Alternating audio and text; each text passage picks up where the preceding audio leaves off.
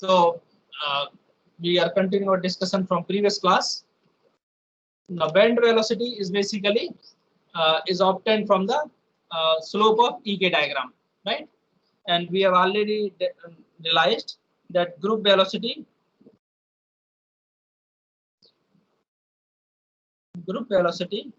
is 1 over h bar d by dk, right? Now this is basically 0 at these zone boundaries. The integral multiple of pi by a plus b, right? And a plus b is basically, you can say, it's a translation vector r, right? So when they are folded, so for example, you have just bend here, then you will see here, this is 2 pi by a plus b, so you can shift it here. This is 2 pi by a, you can shift it here, so you get one bend here. This is pi by a, so you have to actually shift it here, right? So this will shift here, so you will get something like this, and this will shift here, so you will get something like this. So you will have one bend here, right? So these are basically resulting from the reduced zone, right? Otherwise, actual EK diagram is like this only. Huh? This is for free electron, and this is for electron in the crystal. So when we, because these K vectors, which are differing by 2 pi by a plus b, they are identical. So we can always represent this thing as a reduced zone. So period is 0 to 2 pi by a plus b, right? So for convenience, we actually use minus pi by a to pi by a plus b to plus pi by a plus b.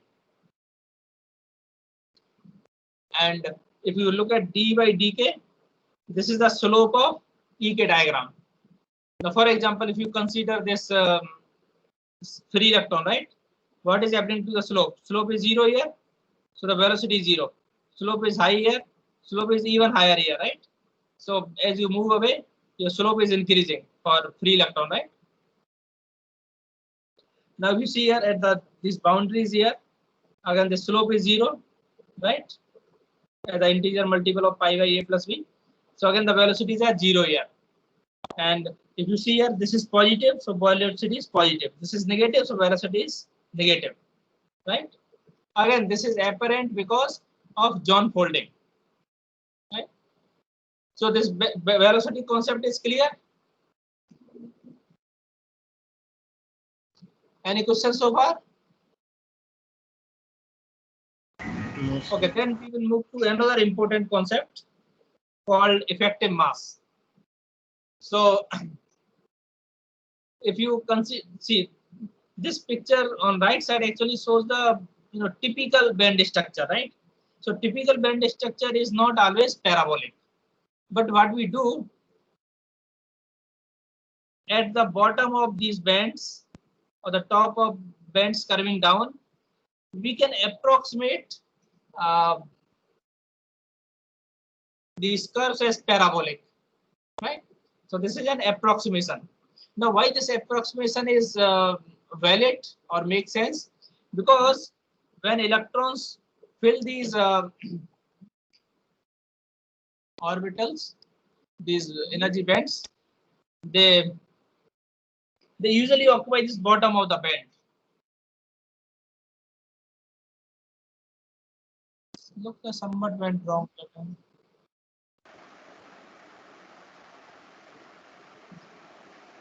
Is it okay?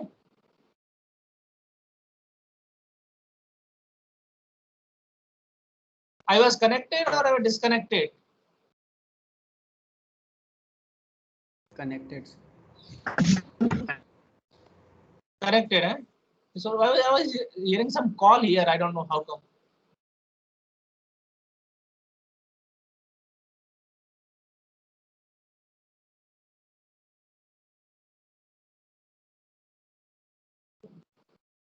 Okay.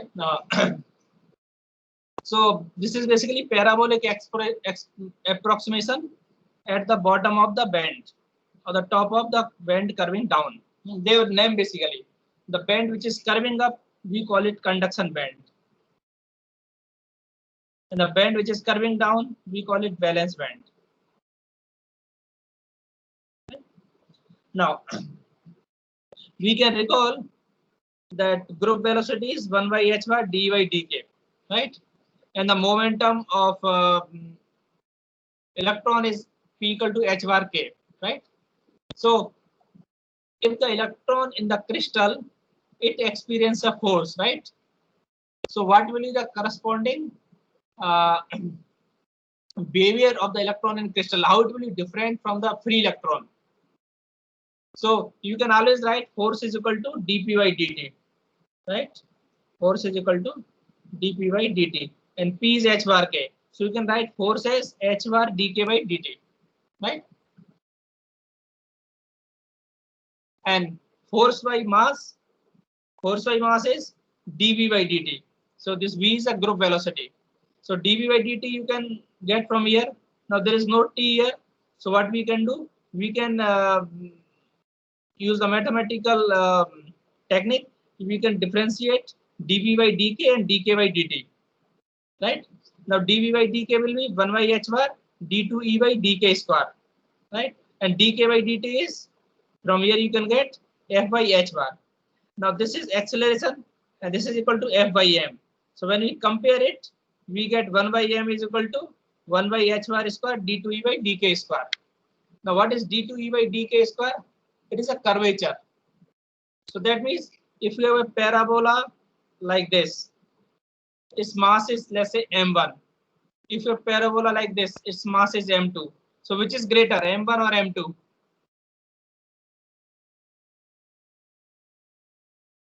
M1.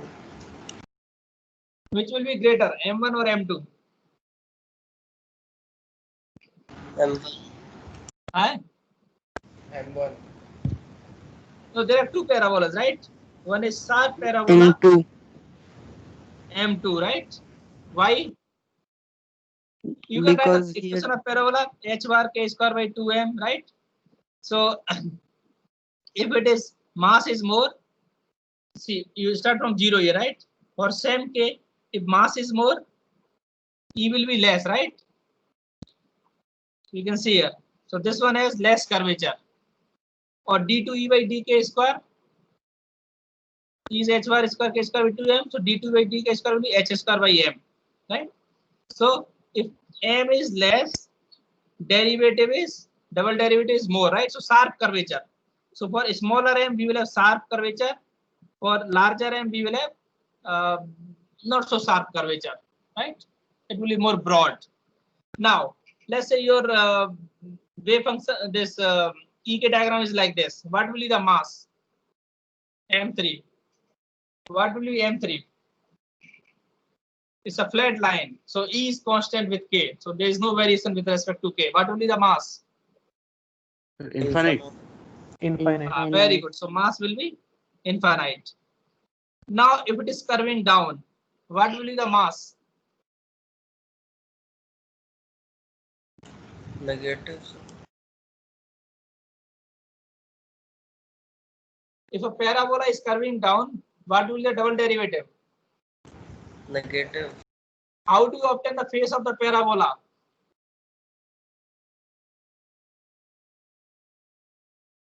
Is double derivative positive or negative? Negative. Negative, right? So if it is curving down, the mass will be negative. Again, if it is curving fast, so again this mass will be at least magnitude will be less here, magnitude will be more here, right? But so we have positive mass, zero mass, and then infinite mass and negative mass, right? So that curvature of EK gives us the property of mass, right? Now, what is the meaning of negative mass?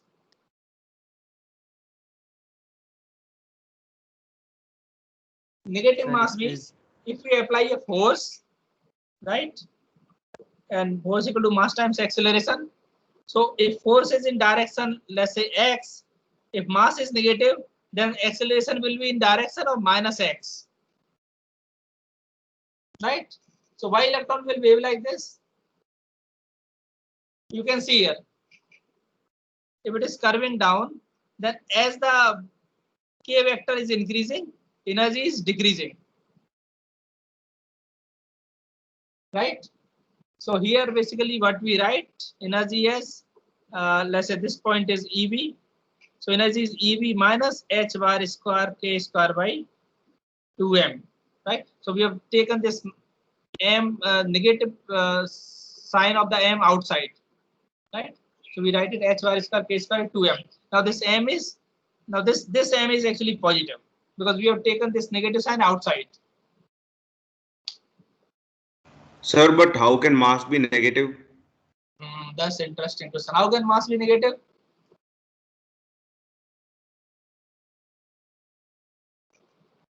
If you recall, we have drawn this one. You can see a John folding, right? So as the energy is increasing, k is increasing. See, you see here this curve. As energy is increasing, k is increasing.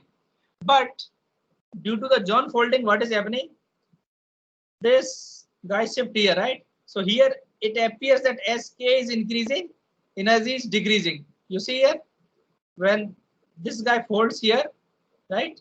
As k is increasing, energy is decreasing, right? So this is basically kind of looking from the wave vector.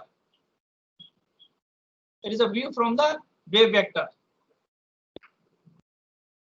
So that means if wave vector is increasing from pi by r to 2 pi by r, right? But for the atoms in the crystal, it appears that wave vector is actually decreasing from minus pi by r to 0. You understand? It is increasing here, pi by r to 2 pi by r. It is actually, this change is same as minus pi by r to 0 when we translate it to the Brillouin zone. So it appears that this k is actually decreasing, increasing here, decreasing here. Magnitude is decreasing here, or this way. Correct? Sir, but these are the just mathematical interpretations. How can physically a thing can have negative mass? Physically, if you see,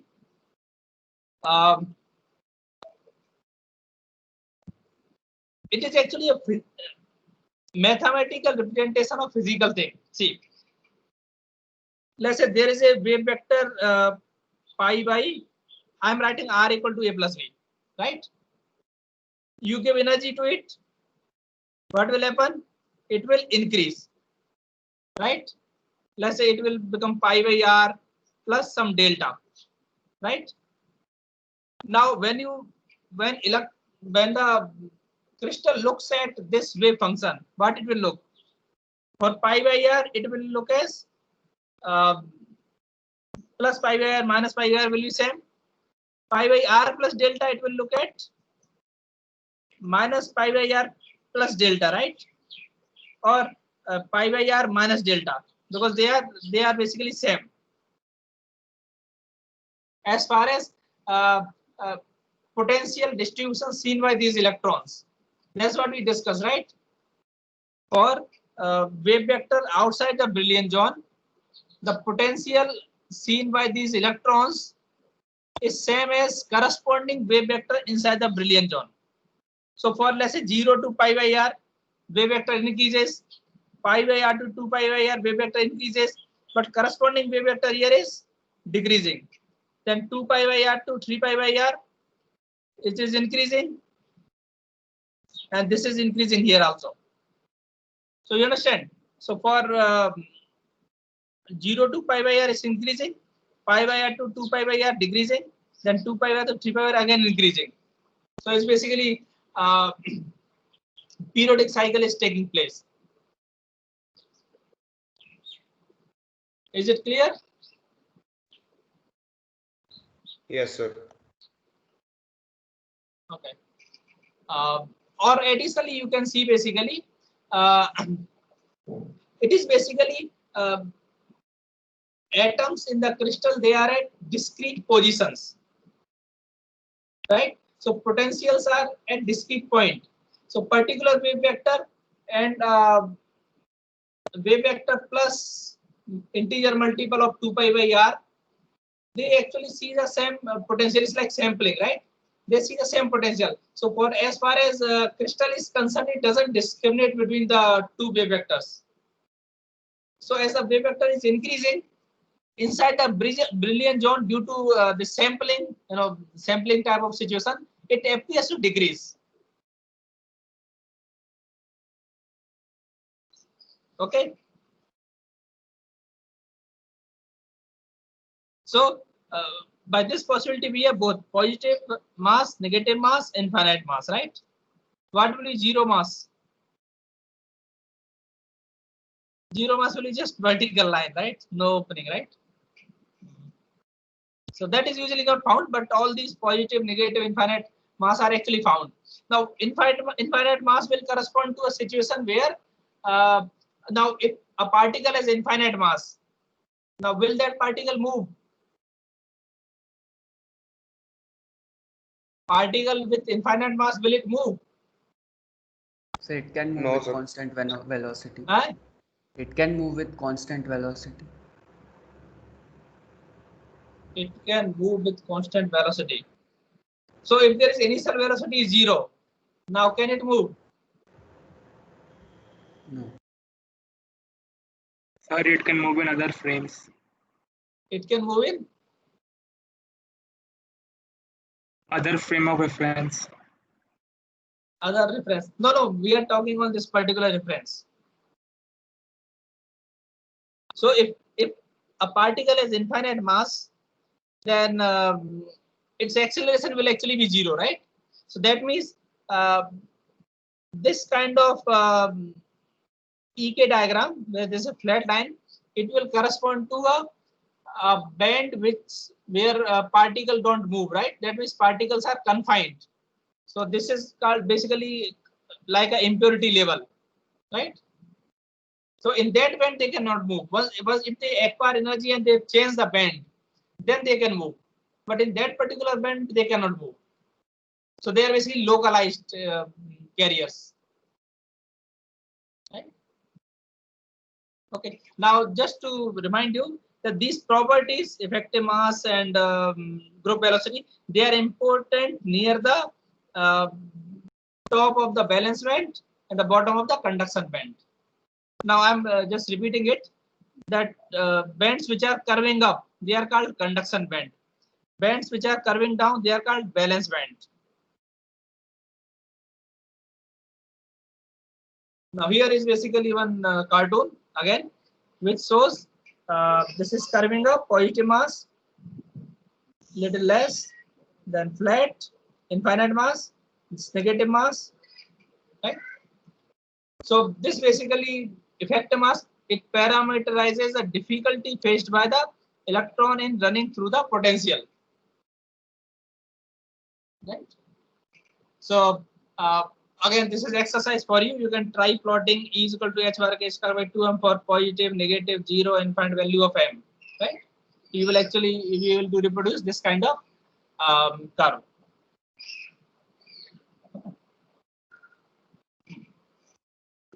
Now, how these carriers move? We can consider two types of situation, right? Let's say band is full, right? Let's say band is empty, right? Now what is J? J is equal to rho times V. So charge density times velocity. If the band is full, what will happen? If the band is full, right? Then for wave vector K, there is a wave vector minus K also. So for every wave vector K inside the brilliant zone, there is a wave vector minus K also, right?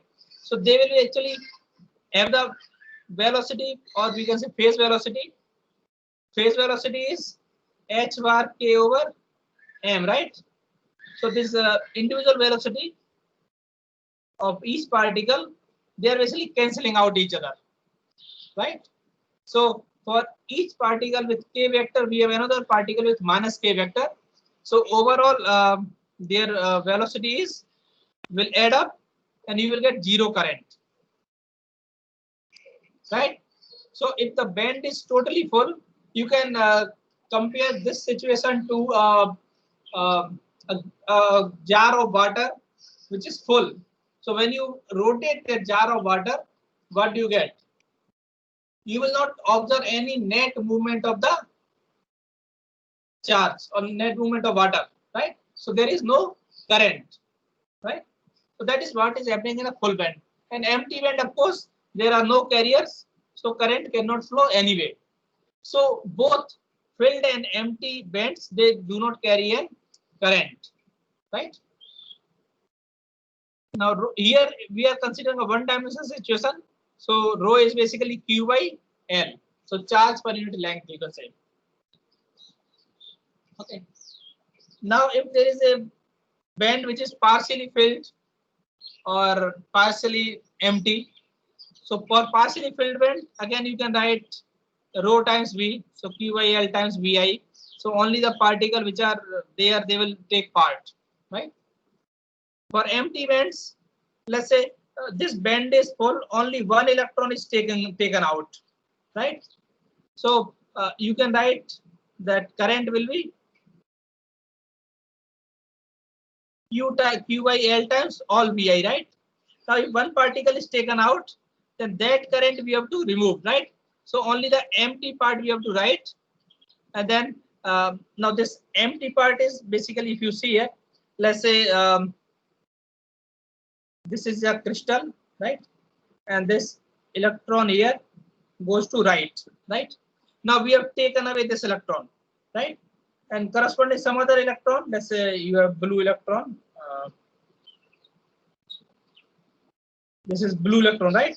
So blue electron come from position 2 to position 1, right? Now let's say we have taken out the red electron, right? Red electron is not there, and the red electron velocity is, let's say, V1, right? So due to this, red electron velocity is minus E times V1, right? And due to blue one, it is minus E times V2, right? Now this part is not there, right? Because EV1 was compensated by EV2. So if red electron is missing, you will have EV2 uncompensated, right? EV2 will be uncompensated. So that will give the current. Now the direction of V2 is minus V1, right? So you can write minus EV2 as plus E times V1, because V2 is minus V1. So this it means that empty charge, right?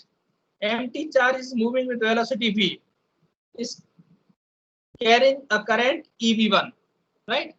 So it, for a partially empty band, it appears that those vacancy, right? Vacancy of electron is carrying the current. So when the vacancy is moving with velocity V1, it is giving out a current of plus E times V1, right? So it is as if a positive charge is moving instead of negative charge.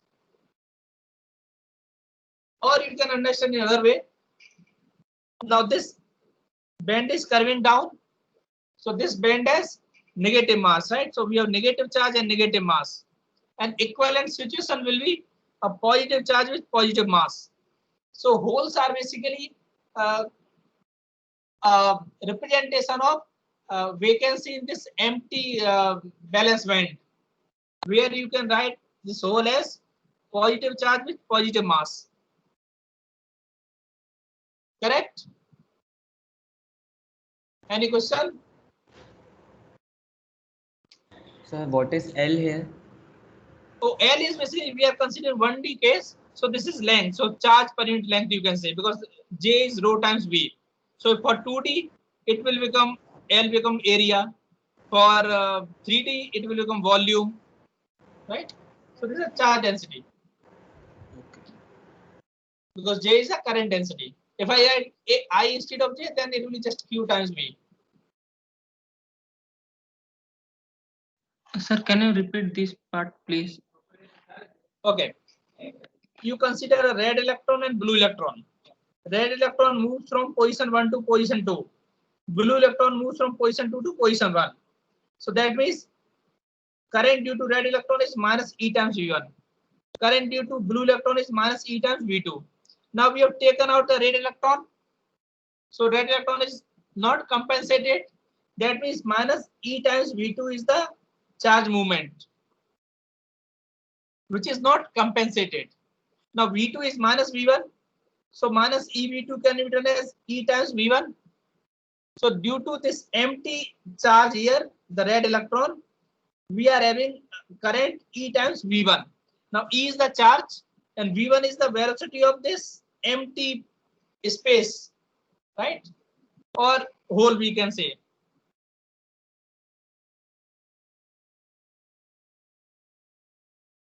So if we have number of holes, then they all will add up basically. So that will become Q times all the empty holes added up with their velocity. Correct? This is a concept of hole basically.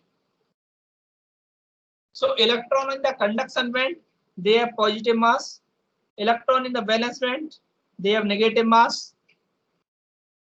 So this negative mass and negative charge electron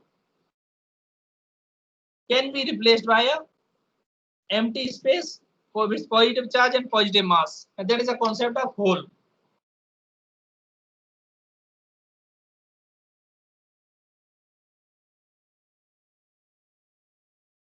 Okay.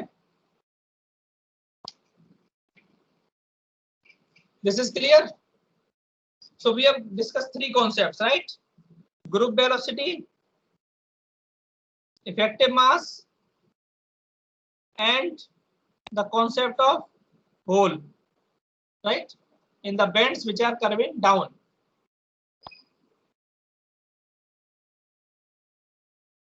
Now, so far we have discussed this thing in one dimension, right? Now in three dimension, how the situation will look like? Because in three dimension we will have more symmetry points. Here we only consider 2 pi by r or 2 pi by a plus b, right? In three dimension we have three vectors, a1, a2, a3, right? So how we can represent a 3D crystal or 3D unit cell, and how the wave vector will look like for 3D unit cell, right?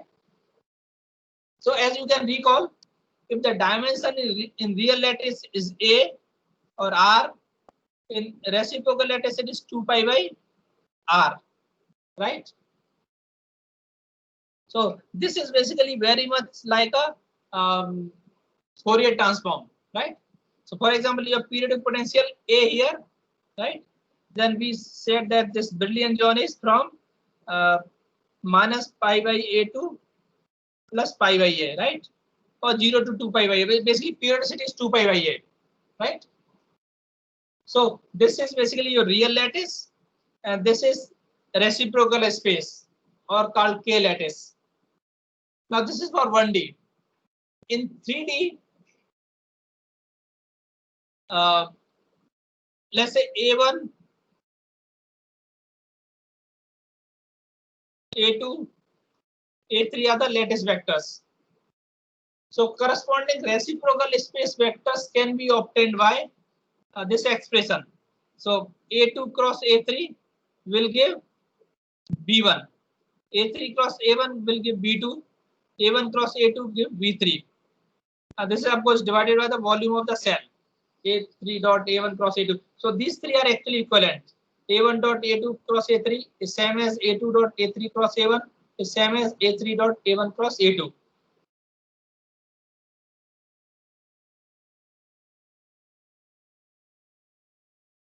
So here A1, A2, A3 are the lattice vectors, and B1, B2, B3 are the reciprocal lattice vectors. They are reciprocal lattice vectors. Now I will give you some practice example to do. What you can do, all of you know FCC, right? FCC has the lattice point at the faces, right? And you can recall that in one of the lecture we defined the lattice vectors for FCC, right? They were actually pointing to the faces, right? So this is, let's say, X, this is Y, this is Z, right? So this is AY2, AY2, comma 0, right? This is 0, comma AY2, comma AY2, right? By here, this is X and Z. So AY2, comma 0, comma AY2, right? So these are the three lattice vectors for FCC. Now you apply this equation here and calculate the reciprocal lattice vectors. So for FCC lattice, when you apply this, you will get reciprocal lattice vector pointing to the three body centers. So first quadrant and other two quadrants, right? So for FCC, you will get a BCC crystal. So our FCC crystal in real lattice will give a lattice point in reciprocal space, which will look like a body-centered cubic. Is it clear? Let's say you have FCC lattice and you have these lattice vectors. You calculate the reciprocal lattice vectors, and when you translate those, basically you obtain B1, B2, B3, and by M1, B1, M2, B2, M3, B3, you reproduce the whole lattice. It will actually look like a BCC.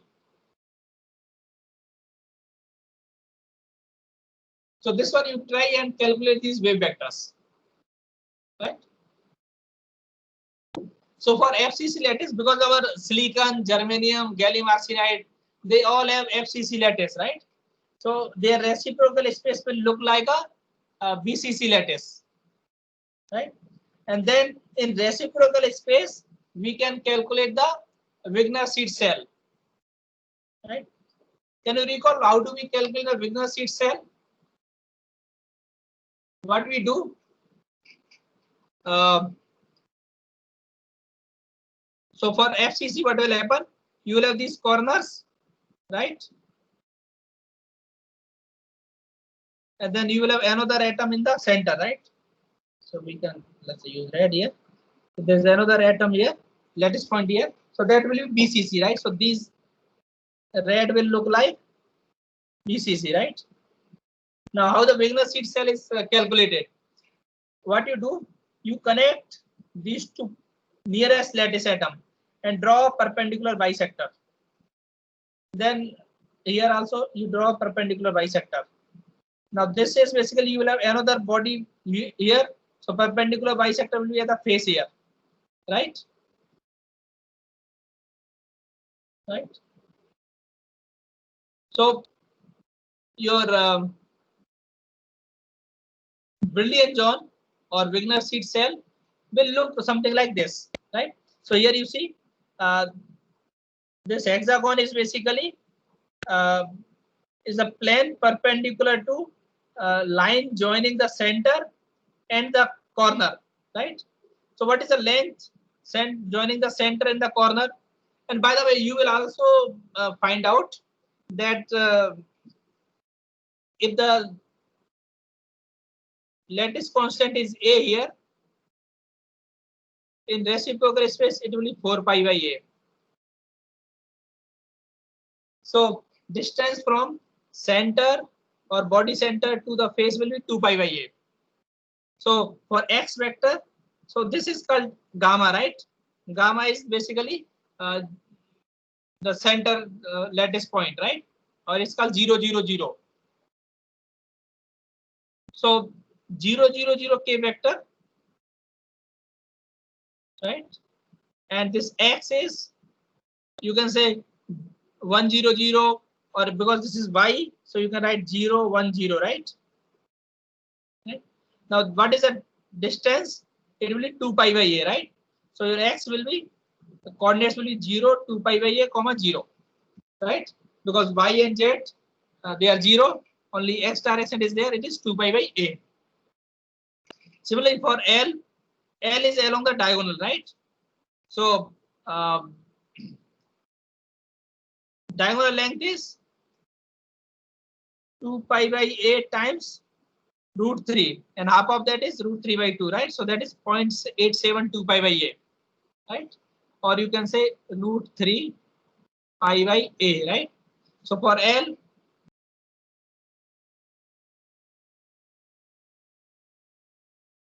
so length of the L is root 3 pi by a, right?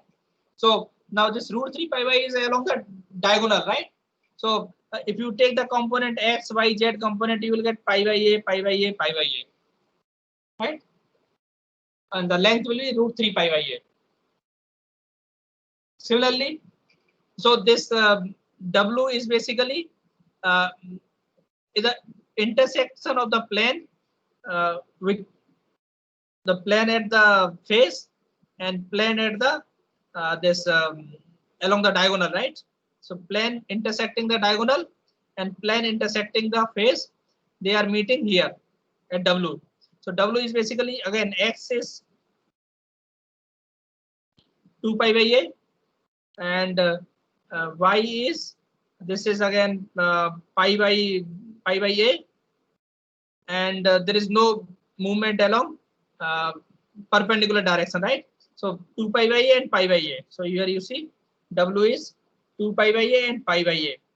Now it appears that, you know, here x is pi by a, but here it is actually z. So z is pi by a. That means there's equivalent face here. So this is also W, right? So there will be 4 equivalent W's there, right? So they all will have 2 pi by a, right? So you can select all 6 faces, right? So there are 6 faces. Now this will also be same as W, right? This bottom will also be as W. This will also be W, right? So this is 2 pi by a, and this is plus pi by a. This is minus pi by a, right? So basically, you can get equivalent wave vectors corresponding to these intersection points of the planes. Similarly, U is pi by 2a in z direction, pi by 2a in x direction, right? So this is pi by 2a, and y is 2 pi by a. And similarly, you can get k also. K is the intersection of planes bisecting these 2 diagonals. So 2 adjacent diagonals are bisected. So that will give k. So k is basically, again, it's 3 pi by 2a, right? So this here is 3 pi by 2a. So again, in z direction is minus 3 pi by 2a. X direction 3 pi by 2a, right? And y direction nothing, right? So you have basically only 2 axes. Along 2 axes you have 3 pi by 2a. So this is k, and this will also be k. This will also be k, right? This will also be k, right? So these are equivalent k directions. So most important ones that we will deal with is gamma, x, and L. Now x is called 100 or 010, right? 100 direction, and L is called 111 direction. Okay, so please remember these 3 only, gamma, x, and L. 100 direction and 111 direction. Correct? So what we have learned here, for the FCC lattice, when we take the transform and we move to reciprocal space, we get a BCC. For BCC, we construct a Wigner seed cell, and then Wigner seed cell, we get different symmetry points, right? See, ideally we have to calculate the EK diagram for all the k vectors, but there will be infinite number of k vectors, right? So we cannot draw EK for all of them. It will be difficult to visualize. So what is done? We draw this EK diagram for definite symmetry points, and especially 100 and 111, right? So then we can represent it using a 2D diagram. So for example, here you see the EK diagram for gallium arsenide. Now you notice here it is not symmetrical because plus K and minus K are not same here, right? That is because this direction is 100, this direction is 111. If you draw 100 or minus 100 here, then it will be symmetrical. Okay. Now you notice one more thing here. This is valence band. So all these three are valence band. 1, then 2, and 3, right?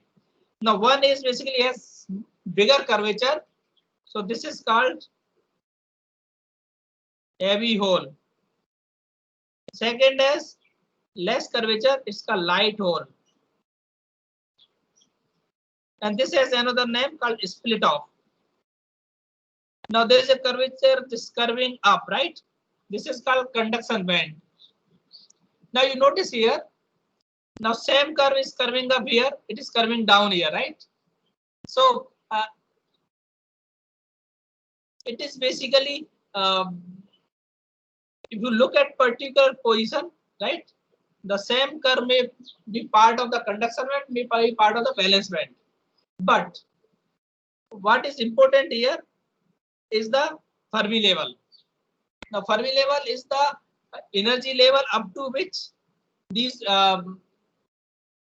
energies are filled. So if Fermi level is somewhere, then only the nearest band edges are important, right? So the concept of Fermi level we will discuss either in today's class or tomorrow's class. But for now, you take Fermi level as the energy level up to which states are filled, right? So that means all these EK diagram. So all these states, K wave vectors are basically states, you can say. So they are filled. So you have holes and you have holes in the valence band and you have electrons in the conduction band. So this gap between these two band edges is called the band gap, right? So here you see the difference is 1.42. So that is the band gap. Now you notice one more thing here. There is another valley here, right? So this is also conduction band. The other valley here, this is also conduction band. But the gap here is 1.71, here 1.9, right? So their energy is more. So if electron gets some energy, it will preferably go to the valley here at gamma, right? So this is all called gamma, right? So let's say this is a particular band 1, right? This is band 6, right? So this is for band 6, you have one valley here. So this is called L valley, right? Because this is 111 is called L. 100 is called X. So this is a L valley. And this is 00 is called gamma, right? So this is called gamma valley. And this is called X valley, right? So we have 3 conduction bands, right? L6, gamma 6, and X6, right? 6 is basically the band number. So you have 1, 2, 3 like this. They are different bands, right?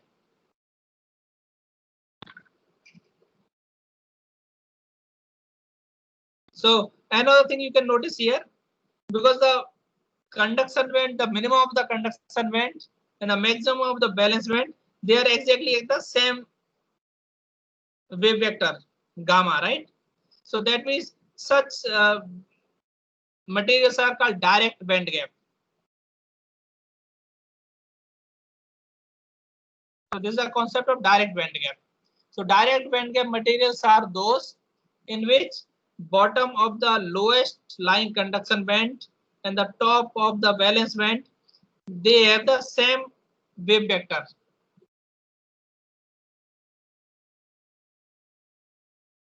Correct? So for any question?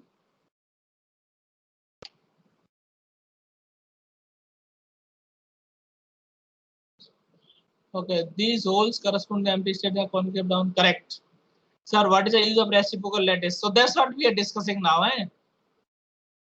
Okay, any other question? So from reciprocal space, basically, we get all these band structures because we have defined these wave vectors in reciprocal space only.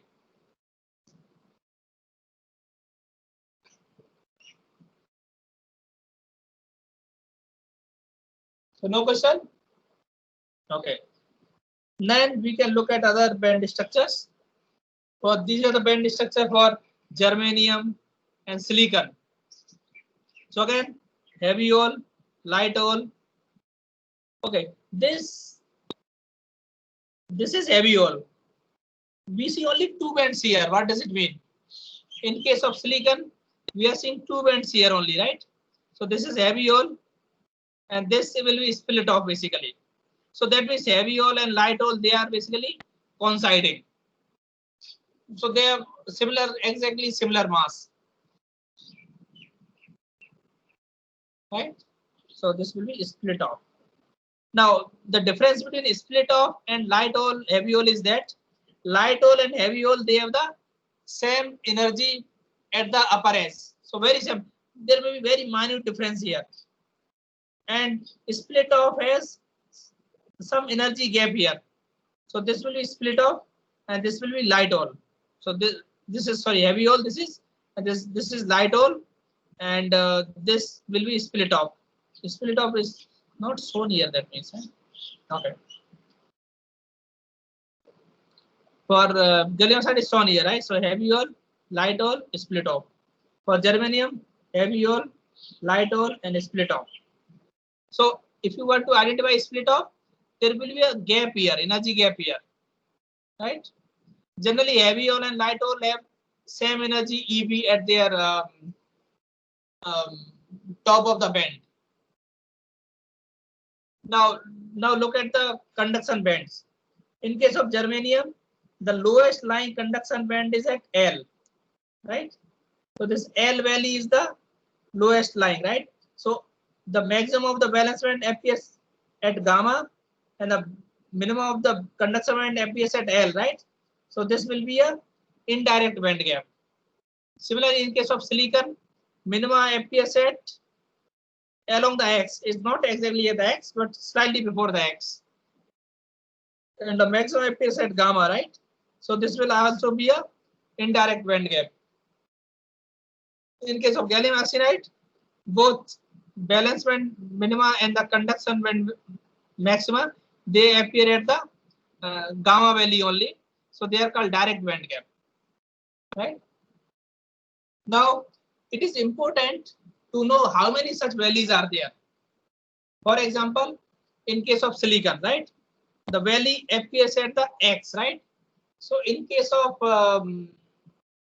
reciprocal space, how many X values will be there? Now X is corresponding to the phase, right? So you can see here. X is corresponding to the phase. So how many phases are there in a BCC lattice? Because BCC is a reciprocal of FCC, right? So for any cube, BCC cube, how many faces are there? 6. So that means there are 6 equivalent X values. And for germanium, we recognize there is a value at L. So L is along the diagonal, right? So how many equivalent L values are there? So how many corners are there? 8 corners, right?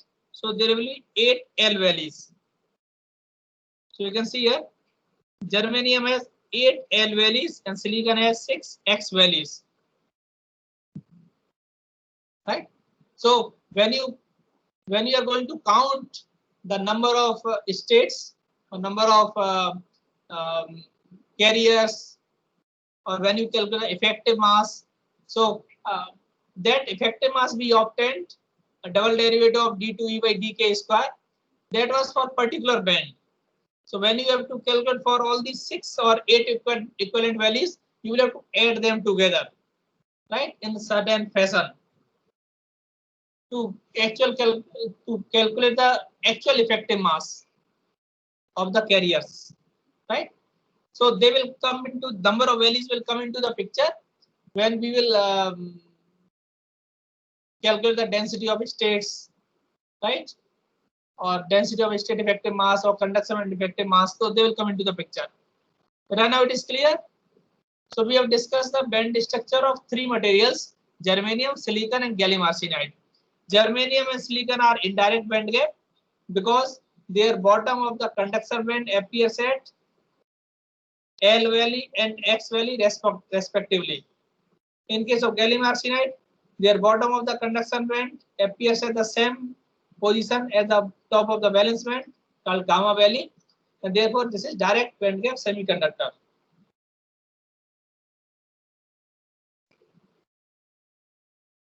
Okay, now this is a more complete picture. This is for germanium along the edges.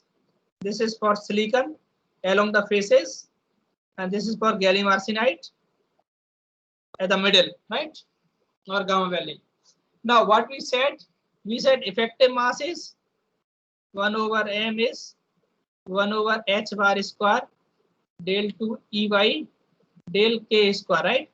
But here we assumed while driving that effective mass, we assumed that Ek is parabolic, right, or it's a paraboloid, right?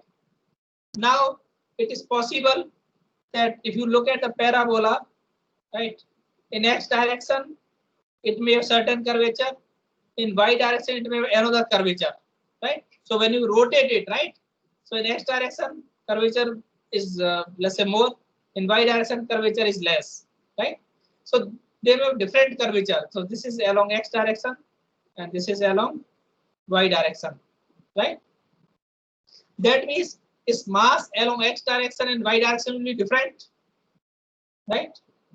So that means if you apply a force in certain direction, right, we have to consider the mass along that particular direction, right? So that means your effective mass is actually a tensor. Now how it is tensor?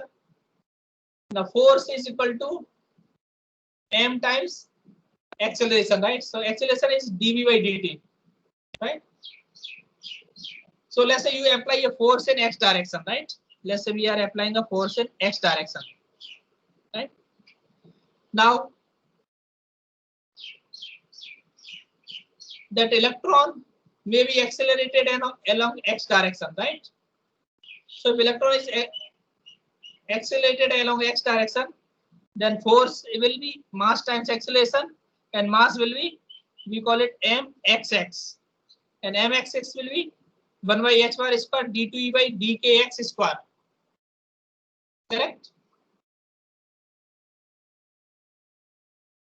Now if we apply force in x direction and say electron is accelerated along y direction, right?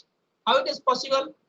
You apply a force in x direction and electron is accelerated in y direction.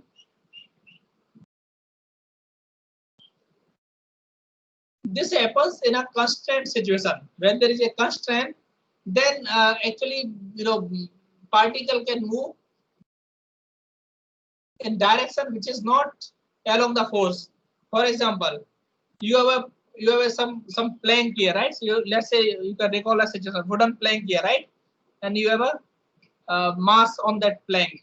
Now if you apply force along the plank direction, it will move in the same direction. If you apply a force, then it will have two components, horizontal component, or you can say normal component and inclined component. So due to inclined component, it will move, or perpendicular component, it will not move. So overall direction is you are applying force in this direction and movement is along the plane, right? So it will have two components, along the force and perpendicular to the force, right? So that means this wooden plank is moving as acceleration in the two direction of the force and perpendicular to the direction of force, right? Similarly, in the crystal, due to this periodic potential, electron can move in a direction which is perpendicular to the force. So it will have certain component along the direction of force, or Q times E, and certain component in direction perpendicular to the force also. It is possible, right? So let's say if you apply force in x direction, electron moves in y direction, right? So in that case, how will you give the effective mass? So that will be m times yx, right? So it will be d2ey dkx dky, right? So that way, when you permutate, you will get a tensor, right? So for force in x direction, you will use mx, myx, mzx. Force in y direction, you will use myx, myy, myz, right? So this is your effective mass tensor. Now, having said that, if these x, y, z are particular direction or principal axes, if these x, y, z are principal axes, then these cross components will not be there. Only the diagonal elements will be there. So this is a property of principal axes, right? So I will not go into the detail, but this is just for information that if x, y, z are principal axes, then this effective mass matrix or tensor will be diagonal will have only diagonal elements, right? Otherwise, this will be basically full matrix. For example, you have this EK diagram, right? So you can write EK is E0 plus H bar square K x minus K0 x square by 2m. Similarly, you can write for 3D. So if your x, y, z directions are same as this direction here, you can calculate the effective mass tensor, and it will have only diagonal elements. If you change the frame, let's say you define your x, y, z to be some other thing. Let's say this is x, this is y, this is z, right? So this is your x prime, this is your y prime, this is your z prime. So if you calculate this effective mass tensor along this x prime, y prime, z prime frame, then all the elements, it will not be a simple diagonal matrix. Means non-diagonal matrix will also be non-zero. So we rotate it basically, right? So here x, y, z will be principal axes, and rotated axis will be generalized axes. Right? Clear? Now these band structures are very useful in a sense that they give us a lot of parameters, right? So for example, you can get a band gap. So if you are able to calculate this band structure, then you can get the for silicon is around 1.1, for gallium arsenide, for germanium around 0.67, for gallium arsenide around 1.42 or 43 electron volt. Then you can also calculate the mobility of electron and hole, effective mass of electron and hole, right? These are the lattice constant, these are dielectric constant, this is the density. Density you can calculate from the crystal structure, right? And these are the melting points, right? Again, depends on how tightly they are bound, right? So from the constant energy surfaces, so these are basically equation of the surface, right? Where the energy is constant. So for gallium arsenide, it is spherical, so it look like s orbital, right? For germanium silicon, it look like p orbital. Now you notice one more thing here. This is elongated, right? So along the longitudinal direction, mass will be less or more. Along the transverse direction, so which mass will be more, longitudinal or transverse? Curvature is less along longitudinal direction. Along the transverse, curvature is more sharp. So longitudinal mass will be more. You can see here is 1.64 for longitudinal mass, 0.082 for transverse mass. Similarly, you can see for silicon, longitudinal mass is more than the transverse mass, right? This longitudinal, this is transverse. In case of gallium arsenide, this is basically spherical, so there is no longitudinal transverse, they are same basically. And here the mass is for light hole and heavy hole. Heavy hole mass is usually more. Light hole mass is effective usually less.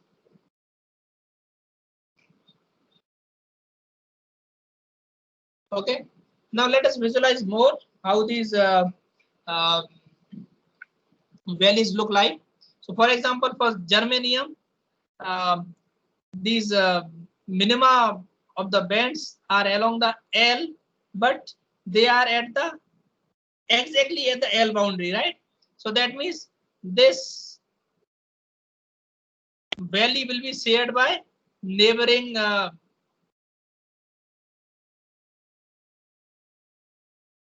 unit cell, right? So that means effectively it will, there are 8 L values, right? But per unit cell there will be only 4 L values because they are shared by the nearest um, neighbors. In case of silicon, there are 6 values and they are inside particular cell. So for silicon, there will be 6 X values inside one cell because they are not exactly at X. They are slightly before X, right? So effectively for germanium, we will have 4 values, 4 L values. For silicon, we will have 6 X values near X values. Now this is for the conduction band. Now ballast band looks more complicated, right? So this is a ballast band surface, and it is given by some complicated equation here, where these parameters are listed for silicon and germanium. Because they are derived from p orbitals, so they are more complicated. We will not go into it, but this is just to give you a complete picture how these balance band and conduction band surfaces look like. So in summary, electron can sit in a specific energy bands, and these bands are numbered one, right? The band 1, band 2, band 3, band 4, right? Now these each band can have a specific values, right? At gamma value, X value, L value, right? So only bands which are near the Fermi level, right? They actually contribute in the conduction of current. Now we have we can recall also that in case of metals, these bands are basically Fermi levels are inside the band, right? So they can also be represented like this. These are the bands. So in metals, these Fermi levels are inside the band. In semiconductors, these Fermi levels are between the 2 bands, right? So that means at 0 Kelvin, they are actually insulators. Now higher bands, they are of course difficult to visualize, and we have also seen that how the constant energy surface look like. So that way we have completed the lecture on band structure. Now next lecture will be on the density of states and how we are going to fill them. So that is basically carrier concentration. So I rest this class here, and I'm ready to take any question if you have. And otherwise we will take 5-minute break. So it's 11:50. So we will start next class at sharp 11:20. Okay, thank you. Ready to question now?